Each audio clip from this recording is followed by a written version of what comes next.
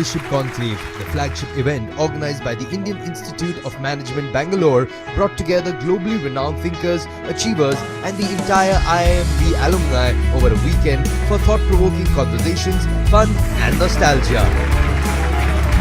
The two-day conclave focused on the theme Sensing the Future and discussed changing trends that are dominating the leadership space, addressed complex leadership challenges for the future and also opened avenues for networking and driving innovation.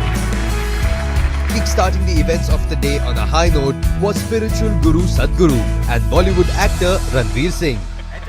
I feel a compulsion to entertain people. Does that make any sense to you? Yes, so many people cannot even smile or laugh unless they sit in a cinema. They can't do it with their neighbors, they can't do it with their family. The best place for them is a cinema hall, they can laugh because it's a dark place. So you're doing a good job, I heard.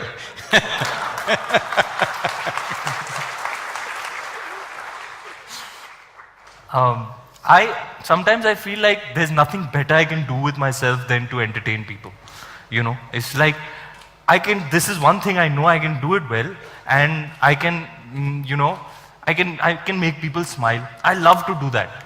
You know, when somebody sees me on the road, they're like, ah! And then I'm like, hey! You know, you give that energy back to them and it lights them up. I find it fills me up with some euphoric feeling. It is also needed right now. Entertainment is very needed because people are not simply ecstatic by themselves. Entertainment is very, very needed. Otherwise, a lot of them would sink into depressions. So, you're doing a very cheap psychiatry. When I say cheap, I mean inexpensive. Not cheap means that way. No, no. I didn't mean that way. I meant very… It's not cheap, 500 bucks to go to a multiplex nowadays. I know, on the but weekend. to go to your psychiatrist, do you know what's the fee? So, inexpensive psychiatry, at least they go there for those 3 hours, they feel good and they come… Especially in a country like India, where a whole lot of people are living in abject poverty. I think cricket and cinema is keeping the mood of the country little up. I wish slowly that changes in the sense that people will be joyful by their own nature. They don't need… Arey please, Guruji, I'll be out of a job, yaar. Then I will teach you how to do something else which will still… Asli psychiatry. If I were to say this, make this statement, I want to be at one, at peace with myself. What do you suggest I do? So peace is a very poor aspiration. No. Why I'm saying this is no, this is not to just negate you. Unfortunately, even so-called spiritual leaders are going about saying the ultimate goal of life is to be peaceful. I'm asking all of you a simple question. Every one of you know the answers. It's just that somehow you determine not to use it in your life. It's not that you do not know. Tell me, can you enjoy your lunch? Even if you're not ecstatic, at least you must be peaceful to enjoy your lunch, isn't it so? Hello? A handful of people who live around you, work with you, can you enjoy their presence? Even if you're not blissful, at least you must be peaceful, isn't it? Just to enjoy your walk on the street, you must at least be peaceful, is it so? So I'm asking, is peace a fundamental requirement in your life or is it the ultimate goal of your life? Fundamental requirement. So why is somebody making it as the last thing that will happen in your life? It must be the first thing that happens to you, isn't it?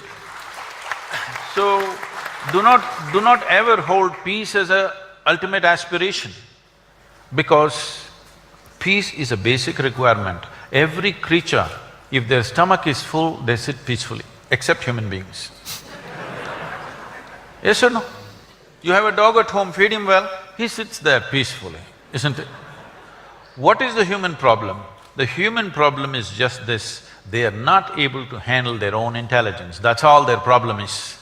If you are blissed out, you are never the issue in your life. This one thing everybody must make sure. There are 1,000 issues in life, but I'm not the issue. That means you have decided you're always a part of the solution, never a part of the problem.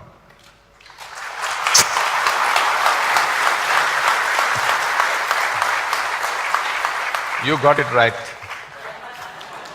I have a feeling you and I can hang a lot. We can become bros.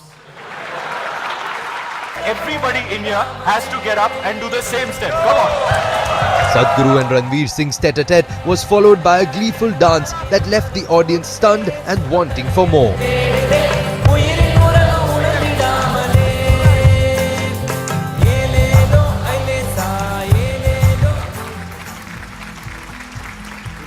A panel of industry experts joined ET Now's Chandra Srikanth to discuss India's potential to transform itself into a $5 trillion economy from being a part of the Fragile Five. PM Modi first made the statement on marching from Fragile Five to a $5 trillion economy. What will it take to touch the $5 trillion mark? Actually, as it happens, not much at all. Let me just explain the simple math to it. We are at something like 2.8 trillion economy today.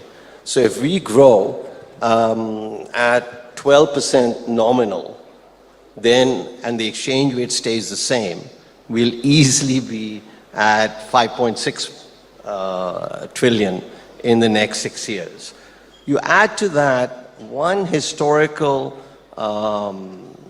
fact, and that is that the currencies, remember this is in dollars. So the currencies of developing countries, especially fast-growing developing countries like India, or China before, or Indonesia, etc., their currencies tend to appreciate, means become stronger over time, very gradually, because the central bank chiefs of these countries, including India, intervene to prevent too much appreciation. The point I'm making is that, look, it is very reasonable to expect that the rupee, which is today at 69 or so, would be something like 63, 64 in the next 5 years. That gives you an additional 10%. So we don't need to grow at 12%, we need to grow only at 11%, nominal, mind you. And so therefore I think, you know, the getting to a $5 trillion economy is, if I may say so, a done deal. That's not the real big question. There are other big questions, but I think a $5 trillion, but you know, look, we never thought this was possible 10 years ago. That's how much things have changed in India, or 14 years ago when we really started expanding. Dejramani, I want to take it to you. You know, there's no doubt that on the reform front, the government has executed some game-changing ones in the last year. What are the micro challenges towards this $5 trillion figure? I think, Mr. Bala, you said it, right? 5 trillion is a possibility. It's absolutely a possibility.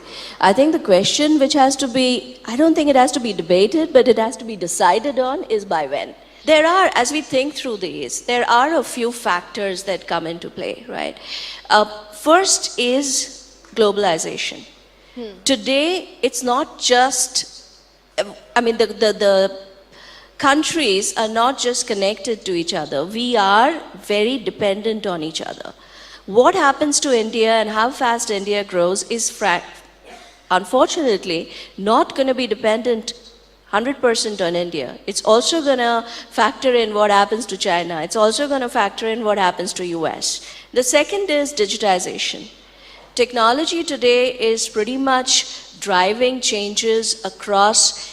Well, there is no business that is not touched by technology. There is no government that is not touched by technology. I think one of the places where technology can create the maximum impact is agriculture.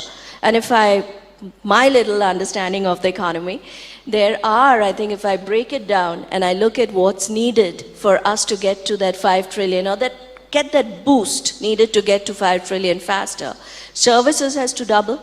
It's 1.3 today, it has to go minimum to 3. Manufacturing has to more than double. It has to get to $1 trillion at least. And agriculture, which is today less than $500 million, it's around 500 or 300 billion if I'm not wrong. That has to get to at least $1 trillion. So that's where you need a massive boost because it's more than double. And that's the role technology can play. I think the third one to me, which is critical for success, is inclusion. And India cannot keep that topic under the table. Urban, rural, gender, pick your favorite one, and you will find that there is a huge disparity. We have to get that. We have to figure out how to make inclusion happen. And I think the last one for me is frankly the one that scares me the most, and that's the mindset. I think we make brilliant plans. We are tremendously good in strategizing. Honestly, we have some of the best plans and best strategies. Somewhere we lose the plot when it comes to execution, especially when I'm talking about execution at scale, mass execution, which is the kind which will be needed. How do we mobilize this entire nation and the demographic dividend, as we call it, the advantage that we have of a young nation? How do we mobilize that to drive this change? I mean, those are the 4 things that I think are going to be critical to get right. Thank you so much for talking to us. We like to believe over the last 10 to 15 years, we had a great vision, we had great insight, we identified an opportunity which was practically non-existent. We identified a vision, we identified a gap, and around that vision, we developed a foresight. Very, very early, I think, we realized that in everything we do, there are different sets of stakeholders. For example, in an enterprise, there are 3 stakeholders which are extremely, extremely critical and important. One stakeholder is your investor and shareholder. The other stakeholder is essentially employees. And the third stakeholder is your client. Okay. And these 3, in their own way, essentially make up the entire ecosystem. For an organization to be successful, it needs all these 3 stakeholders to be extremely, extremely happy. And I think any organization cannot build a friction-free relationship between these 3. Because at any point of time, these 3 are always inherently at a little bit of conflict with each other. Okay? Investors and shareholders would ideally want employees to be paid less. Employees would need to make more profits from their clients. Clients would inherently want employees and the firm to make less money. Okay? So at all points of time, this is a relationship which works on a paradox with each other. But to a large extent, organizations which have succeeded have been able to build, I can't call a frictionless, but as close to possible, a friction-free relationship between these 3 stakeholders.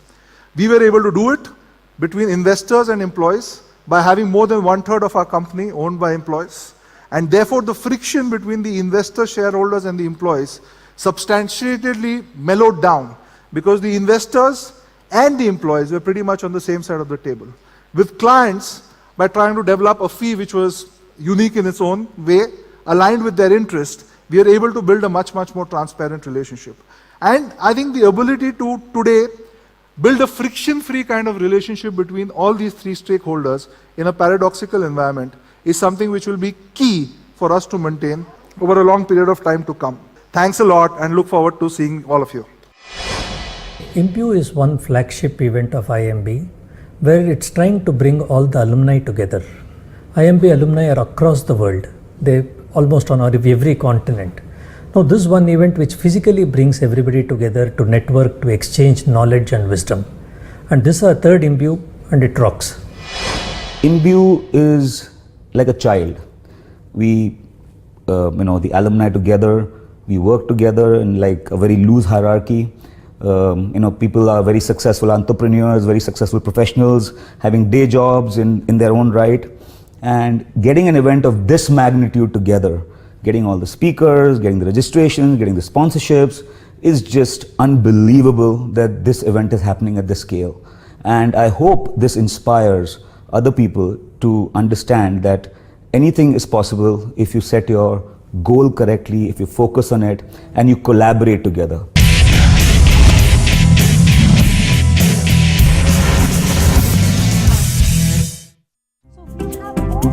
Iimbue Leadership Conclave put the spotlight on bringing out the best strategies that can lead to breakthrough innovations. Industry experts and thought leaders shared their insights on the same. I don't believe we have any shortness of intelligence. We just want to work on the right things. And the right things could come from a lot of you. So what we need to do, guys, focus on technology and business model driven innovations. The Ubers, the Olas, many such service driven innovations could also come from India. What we need to do is be a little bit more risk taking. Be that maverick who drives change. We guys need to do a little bit more in innovation. We want to be innovating at the same level you are marketing. So I really feel the engineering folks, the business folks who are driving, service-driven economy, who are identifying areas to focus on, need to work together to drive this change. Decisions, deliberations, and paving the path for creative innovation rechristened Iimbue as one of the best platforms for knowledge sharing. Taking cognizance of this, a panel of experts further dissected the growing scope for AI, machine learning, and analytics. I'm going to start with you, Prashant. In terms of, AI and data, how is it impacting fintech and particularly loans? Because credit is going to be the next big thing. Today we talked about the emerging middle class, the demanding middle class, and how they are our future. And in order for them to be our future, they need to have access to structured credit, whether they are micro SMEs, SMEs, or even consumers, right? The banks have unfortunately dropped the ball, right? So in some ways, the biggest innovations in bank perhaps happened about 20 years ago, and they haven't quite kept up with the generation that we are serving today. The bureaus have dropped the ball. So 30 million of us are on the bureau, whereas we have a society of, I think, 600 million transacting consumers. So for the remaining, it has to be, the fintech or the lending has to be on the back of alternate data. It has to be on the back of, all things AI and model-based. So we're not doing AI for the sake of doing AI, because it's a buzzword and gets us the valuations. Yeah, there are so many startups that end with .ai these days. So.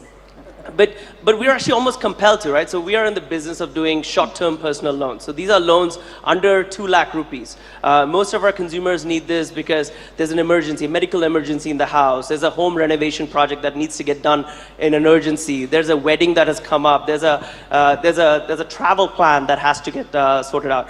And for that, when you say small ticket, you have to read small earnings. Small earnings means I don't have the ability to even put an army of people to process these loans, unlike the banks, where they can. They're all doing 5 lakh rupee loans, 10 lakh rupee loans. There's enough earnings there. So we are almost compelled to not only use this data, but that's kind of the primary driver for what we do it. Snehal, can AI really be the solution for everything and every field, or do we have to think about where this will be applicable, where it won't be, and what impact is this going to have on jobs? Initially, when we started Mezi, everything was whenever a customer comes in, they were served by travel agents, and we were using that data to build AI, right? And over the 2-year span, we reached a stage where our AI today is serving 60% of the consumers. So if you come start talking to Mezi, you will feel you're talking to a human, but you're actually talking to a bot, right? And the first sign of success was when a travel agent went to his manager and said that he is not secured about his job, because now bot is, he can actually see real time. That's actually scary, isn't it? Right? But the goal there is, today if you look at our user base, we want to reach 100 million card members. MX has 100 million card members. You cannot reach them with the current travel agents that you have. Even if you have 10,000 travel agents, you cannot reach 100 million users. So how do you take that travel agent and make him a super travel agent? So take a human and make him a superhuman. And that's our job. So the bots actually allow you to be a superhuman, right? So a job that you were doing today, you can do 10x of that, and that is how we look at it. And AI will take away jobs, but the thing is that if they will start taking away jobs at the lower level, right? So I think cities, companies need to start educating that sector and try to make them better than what they are today. So for example, if I'm a travel agent today, that job is now been converted into being an AI trainer for travel. right? So that's a shift that is going to happen. Okay, so AI is going to make us superhumans. That's your take. Mukul, very interesting space. You first co-founded Jabong, and then you joined a traditional group called Arvind, which is a big player in the textile space. How resistant have brands been to adapting to this new normal where everything is connected? Yeah, I wouldn't characterize it as worried. I think what's happening is brands and retailers are rationalizing channels, right? So if you look at the offline world, what organized retail over the last, let's call it 3 decades in India has done really well is rationalize the offline channel in terms of what each offline channel does for you, right? So you have your EBOs, your brand stores, you have your MBOs, shoppers, lifestyles, and multi-brand outlets. You have your distributors and wholesalers, which is the trade channel, and then you have discounters. All of these channels do a very different job in what they do, for a retail or a brand. One obviously giving brand building, the other providing reach, third giving you more of access, fourth giving you liquidation. What's happening now is that same approach is being pushed into the digital world, where for the first time you are rationalizing your digital channel. Your online EBO does something very different than an Amazon does for you, versus a wholesaler versus a discounter online. So now you're finally seeing a rationalization of channels and a connecting of channels happening. And if you do this in a smart way, you now have access to your consumer across all channels, because you're actually even able to understand what your consumer is shopping on your .com and on Amazon for the first time. So that's where I think the growing push is that let's connect the offline and the online world and rationalize what each channel does for us from a data point of view also. Right. I want to take it to the professor there. Nandan Nilekani often likes to say that India is going to be a data-rich country before it can become economically rich. And that's already something that's happening in a huge way. If you look at the way internet usage has exploded in the last year, I guess largely thanks to Jio. How can startups or corporations really leverage this huge amount of data that's getting generated every second? Yeah, for the past 6 to 8 years, we've been talking about big data, right? And we have a lot of it. And I want to comment on 3 things. One is, going forward, it's going to be a better data revolution and not a big data revolution. And what I mean by better, whether it's structured or unstructured, what I mean by better data is that there needs to be some natural variation in the variables that we're looking at, right? If there is no variation in this data, like let's take retail for example, you're talking about online and offline, right? Let's say the retailers, do not vary their prices, right? So no amount of big data will help AI or machine learning and so on, because it's garbage in and garbage out, because there is no variation. So going forward, I think we want to look for better data and not just big data, right? And the second point I want to make is that it's going to be a better models revolution. Because when I talk to managers, what they say is, hey, I've got this humongous amount of data, millions and millions of, or hundreds of millions of observations, structured or unstructured, but we don't know what to do with it, right? That's where, the better models revolution is art and science. So I think that's the thing to keep in mind. So when we combine this better data with better models, we were able to increase the profitability relative to control stores in this chain by about 40.7 cents per week per store, per SKU, and it transfers to about $8 million gross margin. So not big data, but better data. So, yeah. But on that note, thank you all so much, and I hope you enjoyed the session. Iimbue is a leadership conclave, and we've been building it since 2015. Actually, Iimbue itself is like a startup, and it's grown and sustained in a very satisfying, gratifying way over the last 3 years. In fact, this year we've seen double the number of participation, and also the quality of discussions, and all that has been constantly moving up over the years. Iimbue is focusing on is the networking between the alumnus of IIM Bangalore. So what we have here is people coming from multiple programs, multiple batches. This gives them a chance to actually come together and interact with each other.